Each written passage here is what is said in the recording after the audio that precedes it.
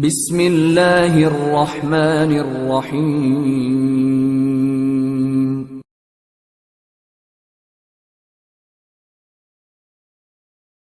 اللہ نے جو تیسری صفت اپنے کامیاب بندوں کی فرمائی وہ یہ کہ وہ جہاں اپنے مال کو اپنے پر خرچ کرتے ہیں وہاں اوروں پر بھی خرچ کرتے ہیں۔ یہ بھی دیکھنا ہے کہ اس پیسے کے اندر میرے اقربا کا حصہ ہے، یہ بھی دیکھنا ہے کہ اس پیسے میں میرے ہمسایوں کا بھی حصہ ہے، یہ بھی دیکھنا ہے کہ اس مال میں میرے دوستوں کا بھی حصہ ہے، یہ بھی دیکھنا ہے کہ اس مال کے اندر غربا کا حصہ ہے، مساکین کا حصہ ہے، اس میں یتامہ کا حصہ ہے۔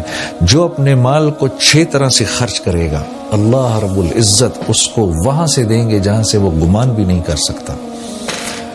اپنے اوپر، عزیز و اقربا پر، والدین پر، جو غربا ہیں ان پر، جن کی گردنیں پھنسی ہیں ان پر، اور اللہ کے راستے میں۔ جو اپنے مال کو اس 6 طرح سے خرچ کرے گا اللہ رب العزت اس کو وہاں سے رزق دیں گے جہاں سے وہ تصور بھی نہیں کر سکتا۔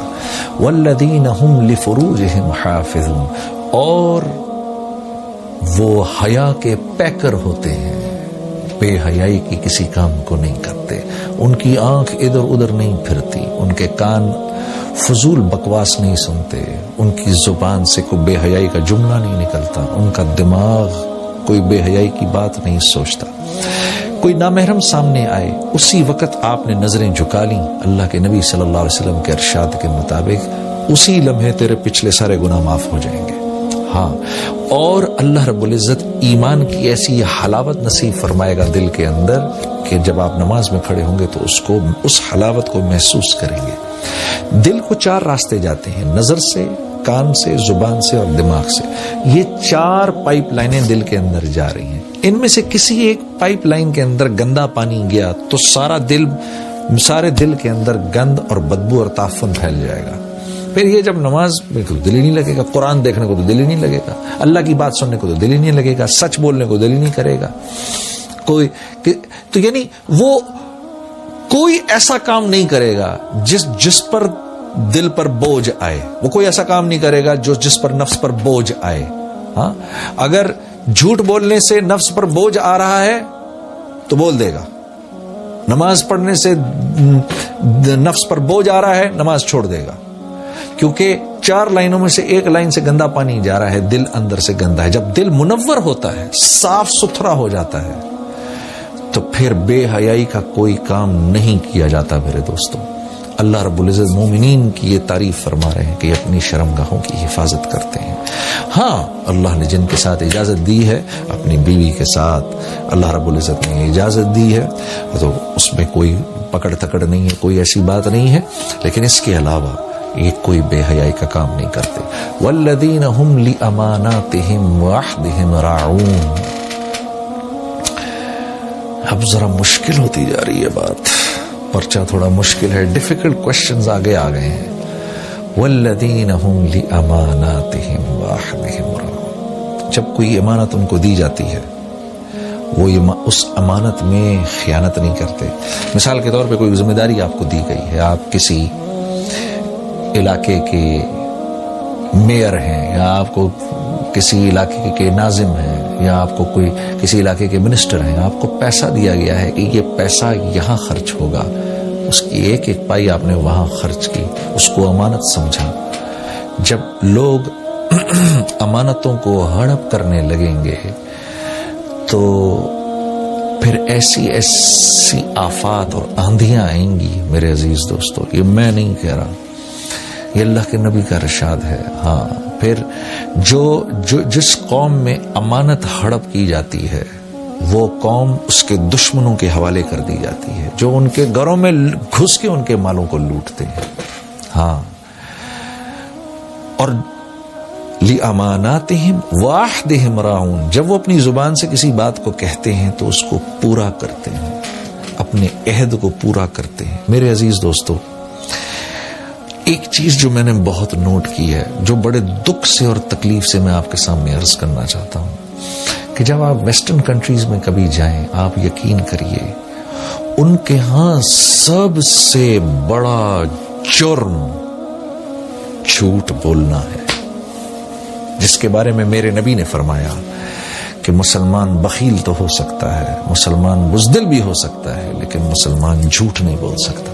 آپ یقین کرو ویسٹرن کنٹریز میں یہ چیز آپ کو بدرجہ اتم نظر آئے گی۔ نیوزی لینڈ کے بارے میں تو مشہور ہے، ہمارا سفر ہوا نیوزی لینڈ میں، وہاں پر تو وہاں کے ساتھی لوگ ہمارے بتا رہے تھے وہاں کوئی جھوٹ نہیں بولتا۔ وہاں اگر آپ کسی کو کوئی بات کہتے ہیں وہ اس بات کو وہ منوان قبول کر لیتا ہے کہ یار یہ جھوٹ نہیں بول سکتا، سامنے والا میرے سے جھوٹ نہیں بولے گا۔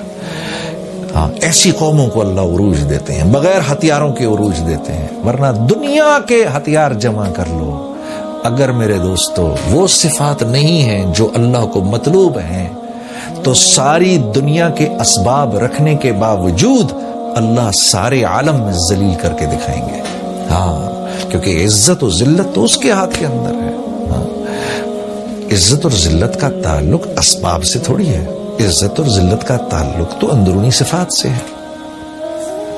تو اللہ رب العزت فرما رہے ہیں کہ مومنین نہ تو امانتوں کو ہڑپ کرتے ہیں منسٹر، ناظم یا گورنر بننے کے بعد، نہ وہ ان کو ہڑپ کرتے ہیں، یہ ان کو ان کی جگہ پر پہنچاتے ہیں، اور نہ اپنے بول سے پھرتے ہیں، جب ایک بات کر دی تو اس پر قائم رہتے ہیں۔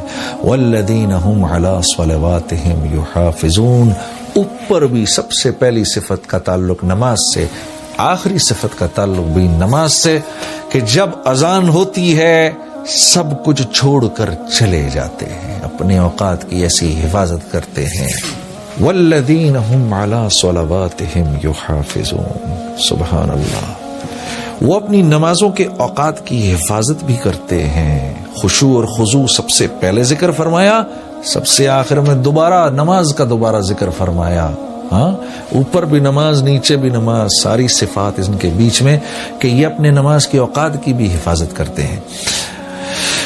مشہور محدث حضرت عبداللہ بن مبارک رحم اللہ جب انتقال ہوا تو ایک طالب علم کو خواب میں آئے، تو طالب علم نے پوچھا اللہ نے آپ کے ساتھ کیا معاملہ کیا؟ کہا اللہ نے میرے ساتھ بہت ہی احسن معاملہ کیا، مجھے معاف کر دیا، لیکن یہ میرے گھر کے سامنے جو لوہار رہتا ہے اس کے ساتھ اس کو مجھ سے بھی اونچا درجہ دیا۔ کہا اچھا؟ صبح کو گئے اس لوہار کے گھر پہ، اس کی بیوہ سے کہا کہ میں نے رات کو یہ خواب دیکھا اور بشارت ہو کہ آپ کے شوہر کے بارے میں نے یہ بات عبداللہ بن مبارک سے خواب میں سنی، تو ایسا کون سا عمل کرتے تھے آپ کے شوہر؟ کہا جی یہ تو کوئی ایسا عمل نہیں کرتے تھے، حال بتائیے کہ رات کو جب تھک ہار کر گھر آتے تھے تو عبداللہ بن مبارک کے گھر کو بڑی حسرت سے دیکھتے تھے اور مجھ سے کہتے تھے کہ کتنے خوش قسمت ہیں عبداللہ بن مبارک، صبح سے لے کے رات تک لوگوں کو اللہ کی تعلیم دیتے ہیں اور اللہ کی طرف بلاتے ہیں اور نیکی کی بات کرتے ہیں اور حدیث پڑھاتے ہیں، اور مجھے دیکھو میں کچھ نہیں کر پاتا، کاش کہ میں بھی ایسا کر پاتا کچھ۔ اور دوسرا یہ کہ جب اذان کا وقت آتا تھا تو اگر ہتھوڑا ایسے کر کے اوپر ہوتا تھا، اللہ اکبر کی آواز سنتے تھے تو ہتھوڑے کو نیچے نہیں لے کر آتے تھے، پیچھے سے ہی چھوڑ دیتے تھے۔ یہ دو صفات تھی۔ تو ان طالب علم نے کہا واللہ یہ دو صفات آپ کی اللہ کے ہاں ایسی پسند آئیں، ایک تو اس آدمی کو اچھی نظر سے دیکھنا جو اللہ کے دین کا کام کر رہا ہو، ہاں اس کے لیے دعائیں کرنا، شاید اللہ کے ہاں انسان کو اسی مقام پر پہنچا دیتا ہے جس مقام پر وہ اللہ والا کام کر رہا ہو۔ اور دوسرے نماز کے اوقات کی حفاظت اتنی سختی سے کرنا کہ ہتھوڑا اوپر ہے، اذان کی آواز سنی تو یہیں سے اس کو چھوڑ دیا۔ میرے عزیز دوستو، اللہ مجھے اور آپ کو بھی اس کی توفیق عطا فرمائے۔